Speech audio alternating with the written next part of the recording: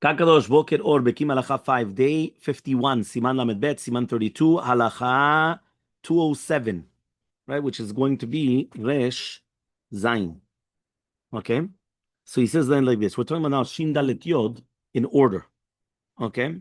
So he comes and he says like this. It's best not to tie the knots in the straps before the letter Shin has been formed in the Tefilin Shel Rosh.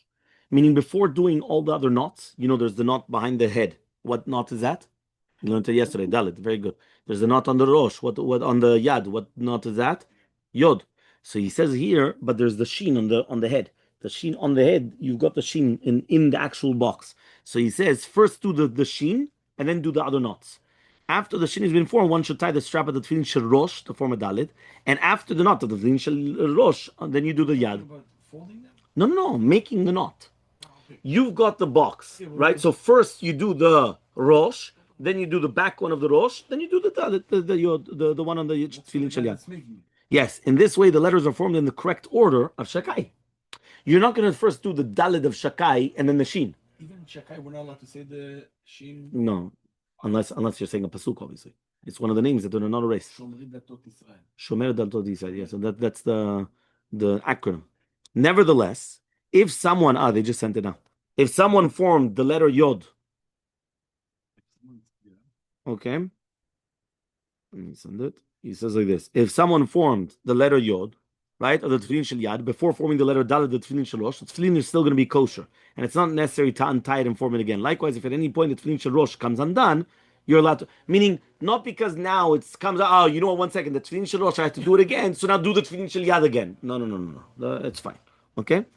Halacha 208, Resh Chet. Right, retying the knots after inspecting the scrolls. According to some poskim, when someone has his tefillin inspected and now the tefillin are reassembled, he should not place the strap back into the mabarta with the original knot intact.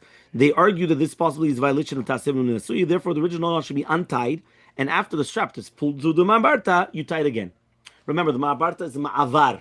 So the ma'abarta is the back part of the tefillin where the strap goes through. That's called the ma'abarta. So therefore, when that goes, meaning when you're putting it back, don't have that the knot is already there. Because if the knot is already there, it's not going to be good. So what you have to do is, you have to actually make the knot again.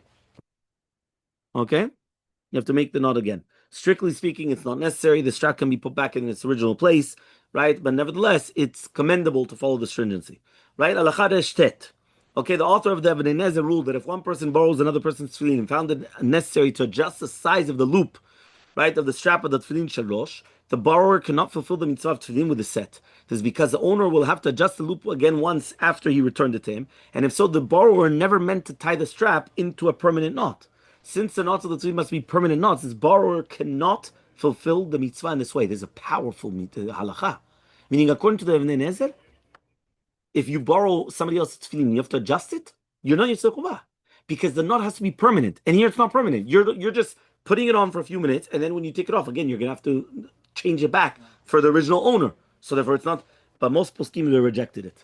They said, explaining that the borrower's knot is considered to be a permanent knot even in this case. Furthermore, when adjusting the size of a loop, it's not necessary to untie the knot entirely, only needs you to loosen the straps and pull it up and down, and therefore the original knot remains intact for whoever uses it. Meaning, that's what I just did. This morning I did it for my own tefillin, I did it for Maxaon. What do? You're just making it bigger and smaller, but you're not actually getting rid of the knot, and the dalid still stays. So because of that, it's always there. It's never going to be these things. So it's not like now it's a new entity. You don't have that. Okay. You said if you start with the yud, it's okay. So it's not like no. Lechatchila you have to start with the shin. It's with the avad meaning. Yeah. No. But here though, the concept was that it has to have a permanent knot. And if you borrow something and you make it bigger, it's not permanent anymore. So what we're just answering is no, that at the end of the day, you're not actually making a new knot. You're just making it bigger and adjusting it. The dalid will stay there. Okay, the last halacha, which is going to be dalid, right? Or retzuot, right? We're talking about now the what are they made out of? The retzuot. So it says tefillin straps are made from leather from kosher animal hides or kosher fowl skin. This leather may come from animals that were not slaughtered kosher or that they were found to be a trifa. You remember it could be a nivela or a trifa. See above the footnote to Siman 32, 126.